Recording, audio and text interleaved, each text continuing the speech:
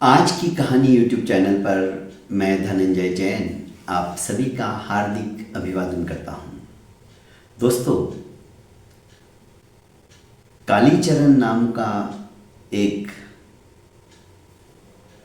बहरूपिया जो कि बहुत बड़ा नामी ठग भी था।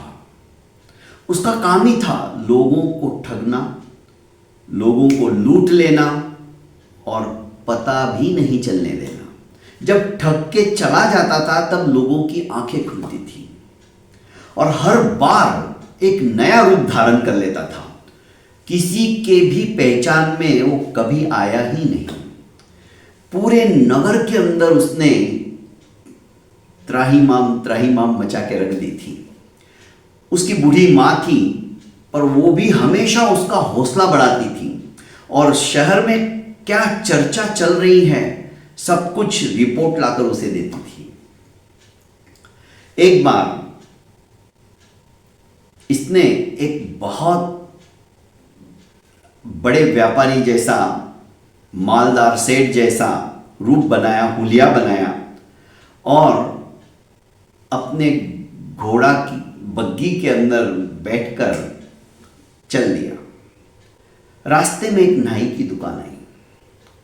उसने सोचा कि दाढ़ी तो बहुत बढ़ गई है, चलो आज नाई से अच्छी तरह से हजामत करवा लेता हूँ, बहुत टाइम हो गया।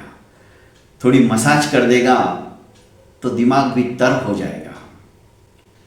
नाई ने जब अपनी दुकान के आगे एक घोड़ा बग्गी रुकते हुए देखा तो बड़ा खुश हुआ कि लगता है आज तो कोई बड़ी आसामी आई है और इसकी कटिंग दाढ़ी करके अच्छा खासा दाम मुझे आज मिल जाएगा, बड़ी खातिरदारी करूंगा इसकी। वो दुकान के बाहर आया और कहने लगा, आइए आइए सेठ जी, कहिए क्या करूं। इस कालीचरण ने कहा कि भाई दाढ़ी बहुत बढ़ गई है, एक तो मेरी हजामत कर दे, दूसरा बालों की भी छटाई कर दे, थोड़ी बहुत समय हो गया, अच्छे से शेप में डिजाइन करके बालों को सेट कर दे। अब नाई लग गया। नाई तो बहुत होशियार था। करीब 1-1.5 घंटे की मेहनत से उसने कालीचरण का तो रूप ही बदल दिया। अब कालीचरण जैसे ही उठा, जेब में हाथ डालने की कोशिश की तो उसने कहा, शायद मैं मेरे अशर्फियों की, मेरे स्वर्ण मुद्राओं की थैली घर पे ही भूल गया। एक काम करो, ये कौन है? नाई का 6 साल का लड़का सामने ही बैठा था। उसने कहा कि मालिक, ये मेरा ही लड़का है। तो ठीक है, इसे मैं अपनी बग्गी में बैठा के ले जाता हूं, नजदीकी मेरा घर है, मैं इसको कुछ स्वर्ण मुद्राएं दे देता हूं। स्वर्ण मुद्राओं का नाम सुनते ही नाई के तो मन में लड्डू फूटने लगे। वाह, स्वर्ण मुद्राएं मिलेगी, आज तो मेरी मेहनत सफल हो गई। उसने खुशी खुशी कहा कि हाँ हाँ सेठ जी, लेके जाइए इसे साथ में, बड़ा होनहार है, बड़ा होशियार है मेरा लड़का। जा बेटा, और सेठ जी तुम्हें जो कुछ दे लेकर फटाफट आ जा। अब कालीचरण की बग्गी के अंदर नाई का लड़का बैठ गया। कालीचरण के दिमाग में प्लानिंग चालू हो गई थी। वो एक बहुत बड़े कपड़े के व्यापारी के वहां पर पहुंचा।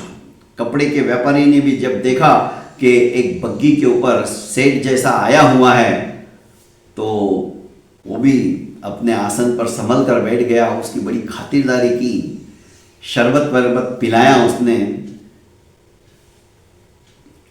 अपने बेटे को भी बुला लिया, नाई के बेटे को।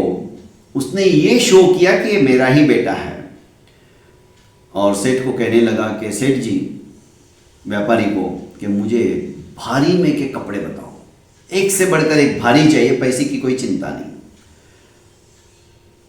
सेठ ने कई तरह के कपड़े बताए, उसमें से उसने करीब 1,00,000-1,15,00,000 के कपड़े एक तरफ निकलवा लिए और कहने लगा कि 2 मिनट रुकिए, मैं बग्गी में देखता हूँ और पैसे लेके आता हूँ। तो वापस आया और कहने लगा कि सेठ जी, शायद मेरा जो पैसों का बैग है मैं घर पे भूल के आया। एक काम करता हूँ, मेरे इस लड़के को मैं आपके पास बैठा देता हूँ और मैं तुरंत जाके पैसे लेके आता हूँ। ये कपड़े की गांठ आपके आदमियों से कहो कि वो मेरे बग्गी में रख दे। हो कोई बात नहीं। नाई के लड़के को कहा कि बेटा तुम यहाँ बैठो, मैं अभी लेकर पैसे लेकर आता हूँ, तब तक तुम आराम से यहाँ बैठना, बदमाशी मत करना। व्यापारी ने सोचा कि सेठ का ही लड़का है इसलिए इसको हिदायत दे रहा है। उसने भी गर्दन हिला दी और पिताजी ने तो कहा था कि सेठ जी जो भी स्वर्ण मुद्राएं दे तो लेके आना। ये चला गया, इसको कुछ समझ में नहीं आया। लड़का भी छोटा था। व्यापारी ने भी अपने नौकरों से कहा कि बग्गी के अंदर ये सारा माल जो लिया है गांठ बांध कर रख दो। ये तो 9 तो 11 हो गया, इधर 1 घंटा हो गया, 2 घंटे हो गए, कालीचरण तो वापस आए ही नहीं। अब व्यापारी ने नाई के बेटे से कहा कि बेटा तुम्हारे पिताजी कहाँ हैं, अभी तक आए नहीं, चलो मुझे तुम्हारे पिताजी के पास लेकर चलो। लड़का भी परेशान हो गया था, 1 घंटा हो गया था। उसने कहा ठीक है। और व्यापारी और नाई का लड़का नाई की दुकान पर आ गए। नाई को देखते ही वो कहने ये तुम्हारे पिताजी नहीं हो सकते, मैंने तुम्हारे पिताजी के पास ले चलने को कहा। ये सुनते ही नाई को बड़ा गुस्सा आया। उसने कहा तुम ऐसे कैसे क्या कह सकते हो, ये मेरा ही बेटा है, क्या बात करते हो। दोनों को समझते देरी नहीं लगी कि हमको वो धूर्त ठग के चला गया है। नाई ने माथा पीट लिया, व्यापारी ने भी माथा पीट लिया। सोचने लगा कि मेरा तो 1 सवा लाख का माल चंपत हो गया। अब इस कालीचरण ने अपनी मां से कहा कि मां दूसरे दिन नगर में जाओ और लोग क्या चर्चा करते हैं सुन के आओ। पूरे नगर के अंदर ठग की चतुराई की चर्चा हो रही थी और जो मूर्ख बने नाई और व्यापारी उनकी हंसी उड़ाई जा रही थी।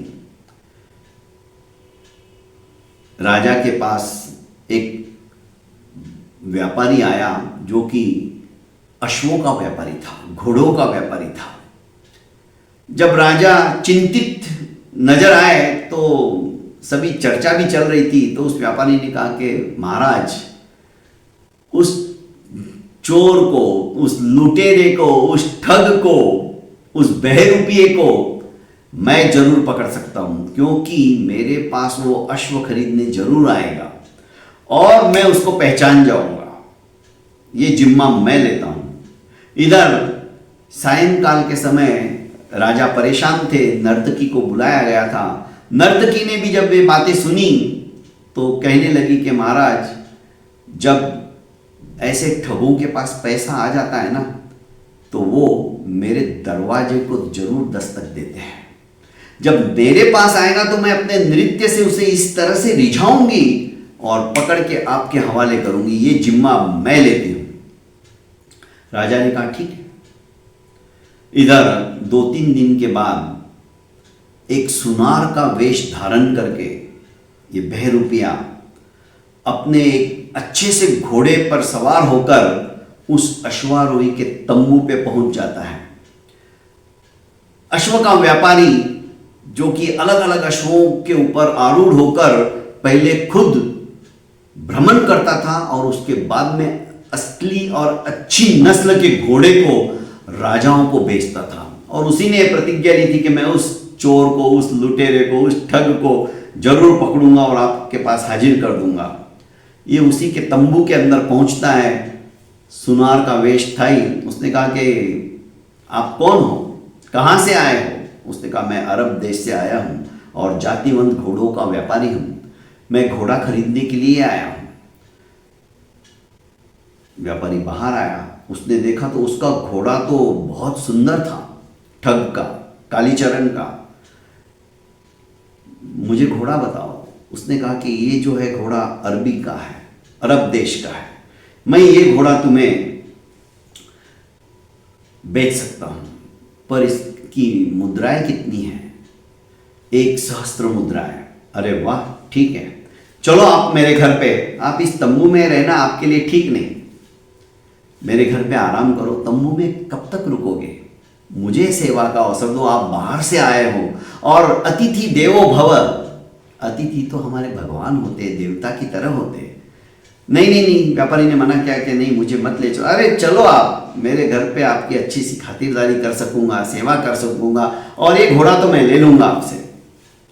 व्यापारी ने सोचा कि बड़ा रईस दिखता है। उसने अपना खुद का घोड़ा और दूसरे घोड़े के ऊपर, जो कि उसे खरीदना था, उसके ऊपर ये खुद अरब देश का व्यापारी बैठा और अपना जो घोड़ा लाया था उसके ऊपर वो खुद सवार होकर उसी नर्तकी के महल के नीचे से जाने लगा, उस रास्ते से आने लगा। नर्तकी बाहर से, सब ऊपर से गवाक्ष में से देख रही थी। कालीचरण ने कहा बस मेरा घर आ गया। आपस में बातें कर रहे थे, गवाक्ष में तो बात सुन नहीं सकती थी। दोनों ने घोड़े अपने नीचे रखे, बांध दिए, ऊपर आए। इसने भी सोचा कि कोई दो व्यापारी उच्च कोटि के घोड़े के ऊपर सवार होकर आए हैं, बड़ी खातिरदारी की, क्योंकि उसने कभी इन दोनों को देखा नहीं था। आज मेरे नृत्य को देखकर ये तो मुझे माला माल कर देंगे। नर्तकी के मन में इस तरह के विचार आ रहे थे। अब कालीचरण नर्तकी को एक तरफ ले जाकर कहने लगा, ये मेरा व्यापारी मित्र है और ये अरब देश से आया है, घोड़ों का बहुत बड़ा व्यापारी है, और मैं सुनार हूं। आज रानी की गले के हार को पॉलिश करके मुझे देने का समय हो गया है, पर आज आपका नृत्य देखकर ही हम जाने वाले हैं। तब तक आप इन व्यापारी की अच्छी तरह से खातिरदारी करो, इनको रुकाने की व्यवस्था करो। और उसने उसके सामने 100 स्वर्ण मुद्राएं रख दी। ये तो भाव विभोर हो गई, 100 स्वर्ण मुद्राएं, वाह। फटाक से वो उसके साथ साथ चलने लगी और एक सुंदर कक्ष जो बेडरूम था उसका, उसने कहा कि आप इसमें रुकिए। व्यापारी, अश्व व्यापारी यही समझ रहा था कि इसी का घर है, पर वो वेश्या का घर था, नृत्यांगना का घर था। जब सुंदर से महल नुमा उस कक्ष के अंदर वो पहुंचा तो वाह, सोचने लगा कि सुनार तो सचमुच में आज सहस्त्र स्वर्ण मुद्राएं देकर मेरा घोड़ा खरीद लेगा। वहां पे आसनस्थ हुआ और कहने लगा कि आप कितना मेरा ख्याल रख रहे हो, एक अजनबी हूं फिर भी आप मेरा इतना ख्याल। अरे नहीं, आप अजनबी नहीं हो, आप हमारे शहर में आए हो, हमारे नगर में आए हो, और हमें ये सौभाग्य मिला है। जब तक नृत्यांगना कुछ ना कुछ जलपान लेने के लिए गई, तब तक इसने अच्छी तरह से मीठे मीठे वचनों को बोलकर इस व्यापारी को अपने अधीनस्थ कर दिया, सम्मोहित कर लिया। बाहर आने के बाद में कहने लगा, जब वो जलपान लेके आई, जलपान रखा, अरे तुम्हारे जो गहने हैं बड़े मलिन हो गए, मैं खुद एक स्वर्णकार हूं, सुनार हूं, और आज ये देखो उसने 9 लाख का हार निकाला, ये रानी जी को पॉलिश करके देने जा रहा हूं, देखो कितना सुंदर है, आपके सारे गहनों को मैं चमका दूंगा, और मैं तो अभी दोपहर को आने ही वाला हूं, आप मुझे दे दो, जब तक मेरे आदमी इसको बहुत अच्छे से कर देंगे। उसके पास 100 स्वर्ण मुद्राएं तो आई गई थी, और उसने अपने बेशकीमती सारे दागिने निकालकर एक पोटली में बांधकर विश्वास हो गया और सोचा कि ये तो इसका मित्र तो यही है, जाएगा का, दे दिए। और कहने लगी, बिल्कुल नए जैसे हो जाएंगे, बिल्कुल नए जैसे हो जाएंगे, आप चिंता मत करो, आप तो देखती रह जाओगे, आप खुद नहीं पहचान पाओगी। इतनी मीठी मीठी बातें करके उसने सारे गहने लिए, वापस आया और कहने लगा कि मुझे राजा जी के पास जाना है और काफ़ी समय हो गया, मैं यूं गया और यूं आया, मेरा घोड़ा तो रहने दीजिए, मैं आपके घोड़े को भी चला के देख लेता हूं किस तरह से तेज गति से चलता है, उसके बाद में वो भी तो मुझे खरीदना ही है। उसने कहा कि आप कैसी बात करते हो, मेरा घोड़ा आप सहर्ष लेके जाइए। ठग ने अपना घोड़ा छोड़ दिया और उस अश्व व्यापारी के घोड़े के ऊपर समारूढ़ होकर 9-2-11 हो गया। अपने घर पे आके उसने मां के सामने सारी गहने की पोटली रख दी और कहा कि वो वेश्या जिसने बीड़ा उठाया था ना, कि मैं पकड़ूंगी उस ठग को, मैं खुद ही उसको ठग के आ गया हूं। ये सारे गहने मां तुम्हारे अब, और ये अश्व जो कि अरब देश का है, 1,000 स्वर्ण मुद्राओं के अंदर उसकी मेरी बात हो गई, ये भी मैं ऐसे ही लेके आ गया हूं। मां बड़ी खुश हुई कि वाह बेटा, मुझे तेरे ऊपर नाज है, तूने तो सचमुच में कमाल कर दिया। जो तुझे पकड़ने की कोशिश करने वाले, तू उन्हीं को चूना लगा देता है। इसका हौसला बढ़ता चला जा रहा था। अब काफी समय तक जब ये सुनार का वेश धारण किया हुआ वापस नहीं लौटा, तो नर्तकी के मन में भी उथल पुथल होने लगी। वो सीधी आई व्यापारी के पास, अश्व व्यापारी को बोलने लगी कि तुम्हारा मित्र अभी तक आया नहीं, अब तो रात्रि का समय होने आया है। मेरा मित्र? मैं भी यही पूछना चाहता हूं, तुम्हारे पतिदेव अभी तक क्यों नहीं आए? वो तो मेरा अश्व लेके गए हैं। मेरे पतिदेव? अरे मैं तो नृत्यांगना हूं, मैं तो नगर वधू हूं, मेरा कोई पति नहीं। वो हंसने लगी और रोने भी लगी। मेरे सारे गहने, वो बोले मेरा 1,000 स्वर्ण मुद्राओं वाला अश्व, ये तो खच्चर गधे की तरह है इसका अश्व। दोनों को समझते देरी नहीं लगी कि कालीचरण उनको अच्छी तरह से लूट कर चला गया है। अब दोनों एक दूसरे को दोष देने में लगे रहे, पर कुछ नहीं। धीरे धीरे पूरे नगर में चर्चा छिड़ गई कि जिस नर्तकी ने बीड़ा उठाया था कि मैं उस ठग को पकड़ लूंगी, और जो अश्व व्यापारी आया था अरब से, वो कह रहा था कि वो मेरे पास जरूर अश्व लेने आएगा, और सचमुच में फुकट में अश्व लेके चला गया उसको लूट कर। हंसी जोरदार उड़ी जा रही थी इन लोगों की। अब राजा से रहा नहीं गया। राजा ने उन दोनों की बातें जब सुनी तो अपने कोतवाल को बुलाया और कहने लगा कि तुम क्या करते हो? तुम्हारे रहते हुए नगर के अंदर सभी को परेशानियां हो रही है, एक ठग को तुम नहीं पकड़ पा रहे हो। आज से 5 दिन के अंदर अंदर यदि तुमने उस ठग को पकड़कर मेरे दरबार में हाजिर नहीं किया, हथकड़ियां लगा के नहीं लाए, तो मैं तुम्हें कड़ी सजा दूंगा। अब कालीचरण को पकड़ने के लिए जिम्मा ले लिया कोतवाल ने। अब कोतवाल सोचने लगा कि अब क्या करे, कैसे पकड़े, योजनाएं बनाने लगा।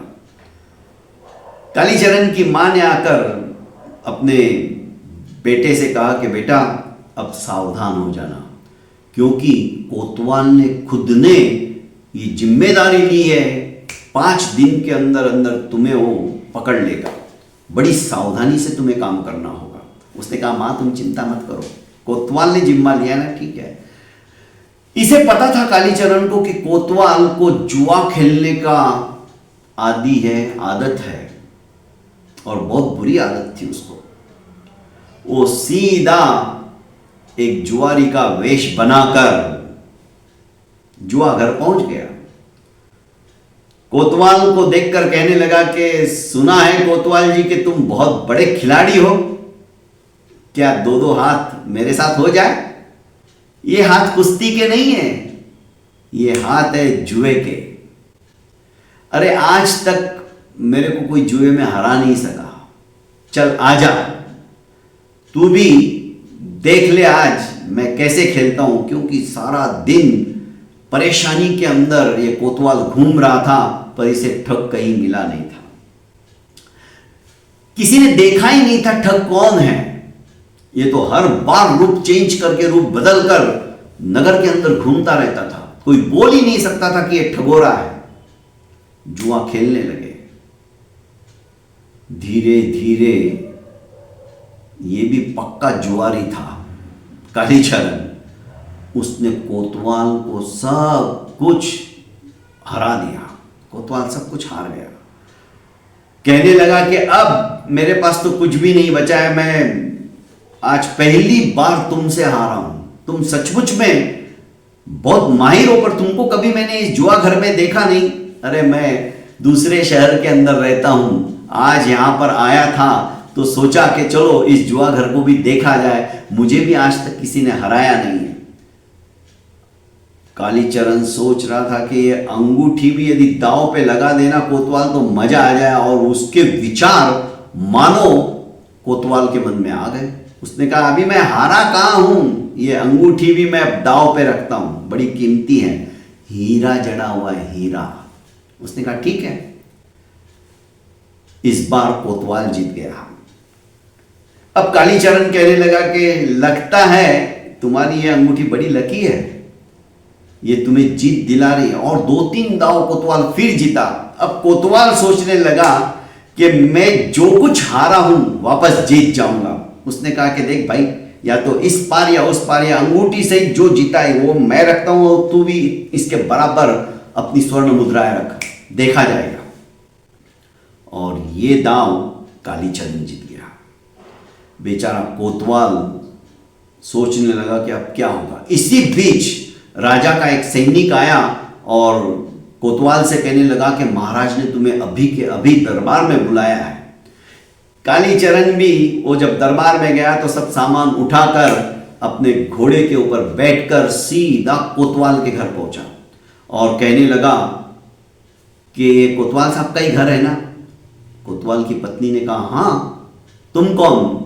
अरे मैं कोतवाल का हितैषी, उसका मित्र हूं, और कोतवाल जी ने मुझे भेजा है कि तुम मेरे घर जाकर जितनी कीमती चीजें हैं वो सब लेकर ऐसी जगह छुपा देना कि राजा के सैनिक कभी भी देख ना पाए, क्योंकि कोतवाल साहब को राजा ने किसी जुर्म के अंदर पकड़ लिया है और सारे सिपाही आने के पहले उन्होंने मुझे भेज दिया है।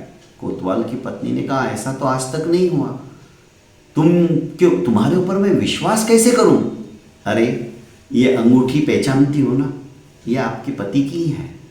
वो 1 सेकंड के अंदर पहचान गई, ये तो मेरे पति हैं। मैंने भी यही कहा था कि तुम्हारी पत्नी भला मुझे क्यों देगी, पर उसने कहा कि नहीं, तुम ये अंगूठी लेके जाओ मेरी और उसे बताओ वो फटाफट, तुम देरी मत करो। राजा के सिपाही कभी भी आकर इधर धाड़ डाल सकते हैं और सब कुछ कीमती चीजें लेकर चले जाएंगे, वो जिंदगी में फिर तुम्हें वापस नहीं मिलेगी। तब तक कोतवाल जी कुछ ना कुछ उपाय करके वापस आने की बात मुझे उन्होंने बताई है। इसको विश्वास हो गया। उसने फटाफट कीमती गहने, जेवर सब कुछ एक पोटली के अंदर बांधी और उसे देते हुए कहा तुम बड़े सज्जन आदमी हो जो सही समय पर आ गए।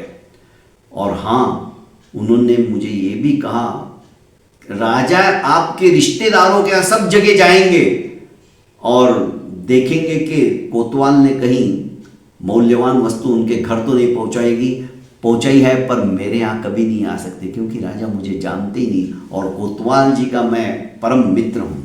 पर उन्होंने आपके बारे में कभी कहा ही नहीं, कुछ मित्रों के बारे में बताया नहीं जाता है, यही तो राजनीति है। ये बड़ी खुशी हुई, आपका बहुत बहुत धन्यवाद। आपकी बातें भी बड़ी अच्छी लगती है, बड़ी प्रभावशाली है। ये पोटली उठाता है और सीधा अपने अश्व के ऊपर बैठकर अपनी माँ के चरणों में लाकर वो पोटली रख देता है और कहता है कि कोतवाल की तरफ से माँ आज ये भेंट स्वीकार करो। कोतवाल जब घर पे आता है तो उसकी पत्नी कहती है अरे वाह आप आ गए, बड़ी सुकून मिली है मुझे, बड़ी शांति मिली है, मैं तो डरी गई थी, पर आपकी जमानत किसने दी? कोतवाल ने कहा जमानत और मेरी? तुम क्या बेवकूफों जैसी बातें कर रही हो? अरे आप कैसी बातें कर रहे हो? पहले मुझे यह बताओ आपको किस जुर्म के अंदर राजा जी ने गिरफ्तार किया था?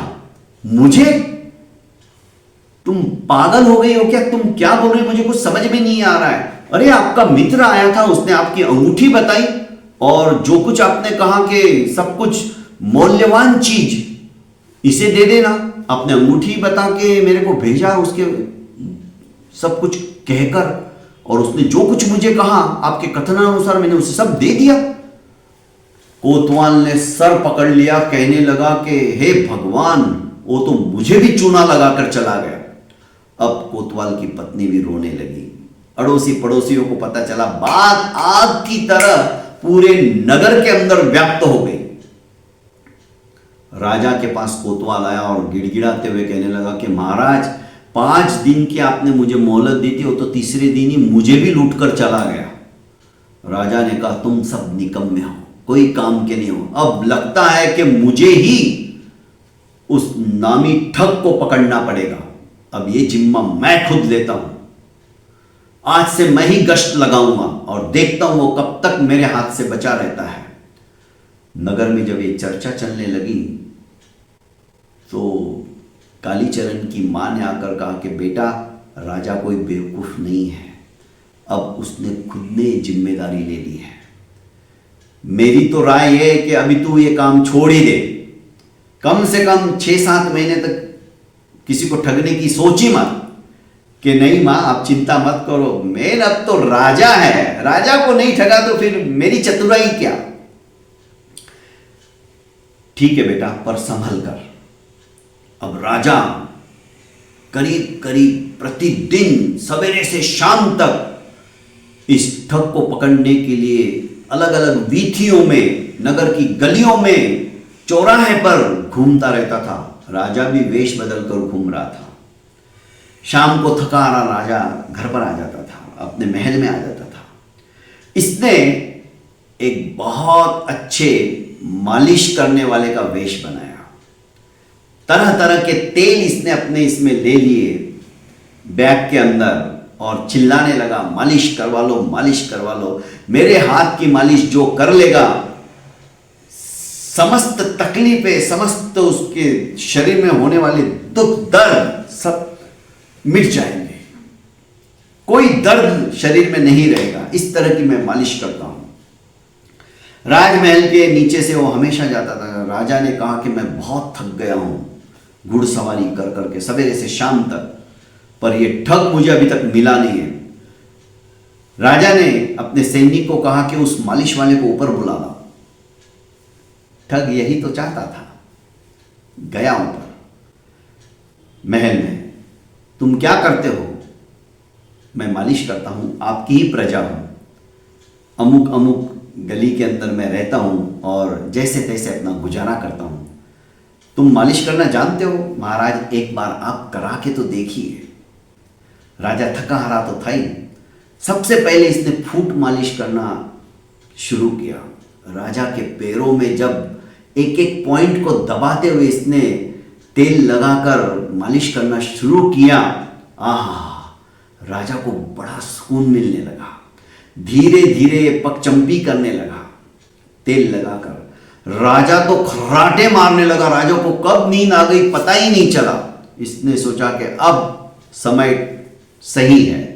उसने अपनी पोटली के अंदर राजा का मुकुट, राजा के गहने जो खोल के रखे थे मालिश करने के पहले, वो सब समेटे और जब देखा कि राजा तो गहरी नींद में सो गया, उसने पोटली उठाई और निकल पड़ा, क्योंकि मालिश के समय उस कमरे में कोई नहीं था। सैनिकों ने भी सोचा कि महाराज ने खुद नहीं बुलाया था और मालिश वाला है, उसे जाने दिया। ये सीधा फटाफट अपने घर की तरफ निकल पड़ा। जैसे ही राजा की तंद्रा टूटी, देखा तो मालिश वाला है ही नहीं।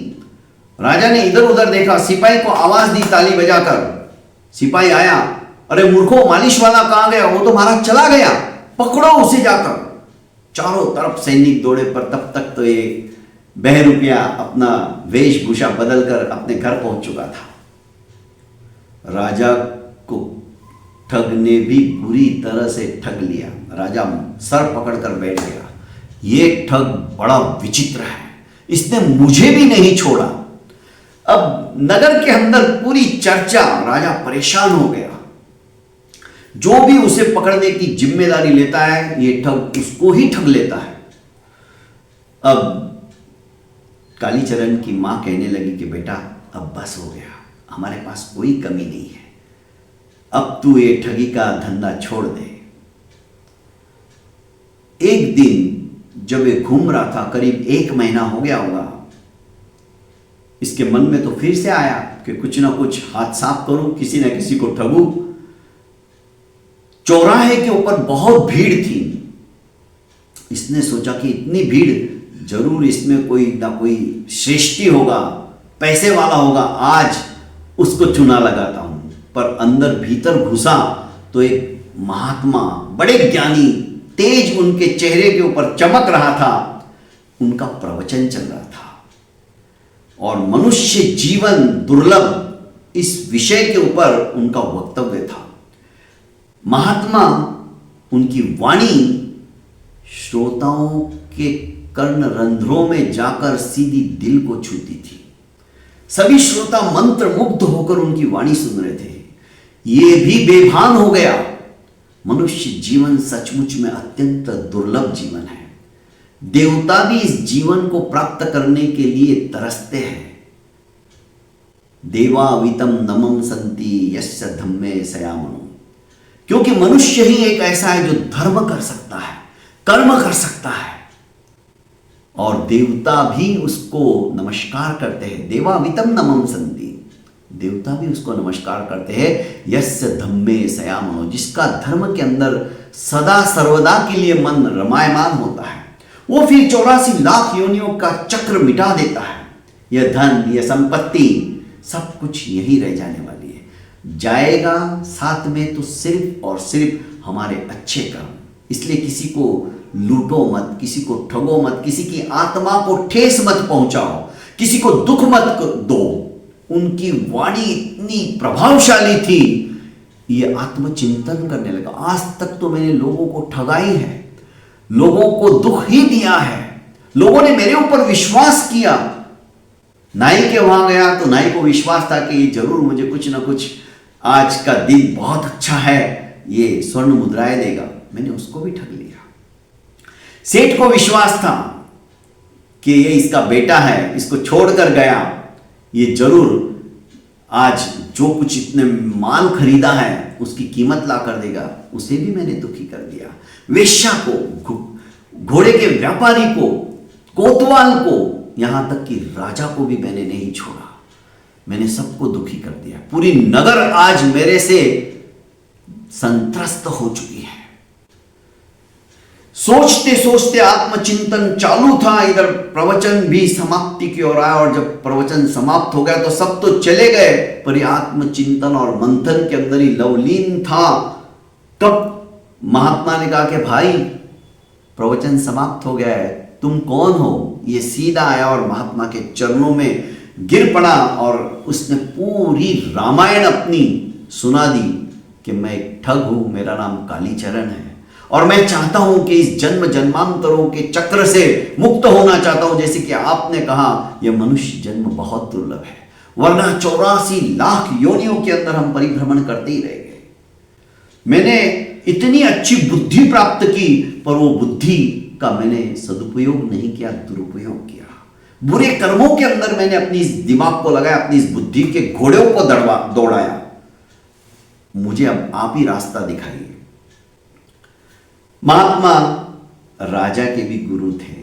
उसने कहा, ठीक है, तुम यदि अंतर्मन से पश्चाताप कर रहे हो तो इस पश्चाताप से निराकरण करना भी मैं जानता हूं कि महाराज आप जो कहोगे मैं करूंगा। मुझे राजा यदि सजा भी देगा तो अब मैं हंसते हंसते सहन करने को तैयार हूं, पर अब ये 84 लाख योनियों का जीवन चक्र के अंदर मैं भटकना नहीं चाहता, मैं अटकना नहीं चाहता। मेरी आत्मा के ऊपर जो बोझ आ गया है, मैं उस बोझ को, उस पाप को मैं हमेशा हमेशा के लिए धोना चाहता हूं। तो ठीक है, जैसा मैं कहता हूं तुम वैसा ही करना। महात्मा का प्रवचन, राजा ने उनका सत्संग अपने राज दरबार में भी रखा था। कालीचरण को महात्मा ने कहा कि कल हमारा प्रवचन, हमारा सत्संग राज दरबार में, तुम्हें भी आना है। महाराज मैं आऊंगा। प्रवचन शुरू हुआ। भाव विभोर होकर जनता सुन रही थी, क्योंकि उनके वाणी के अंदर ही जादू था। अरे, कालीचरण जैसे का मन परिवर्तित हो गया तो साधारण लोगों का तो मन परिवर्तित होना ही था। प्रश्नोत्तरी चली, किसको क्या दुख है, किसको क्या दुख है। दुख से सुख निकालने की कला महात्मा उस दिन सुना रहे थे। राजा ने कहा कि महात्मन, बाकी तो मेरे राज्य में सुख चैन की बंसी बज रही है, पर एक ठग ऐसा है जिसने सबको ठग के रखा, यहां तक कि मुझे भी नहीं छोड़ा।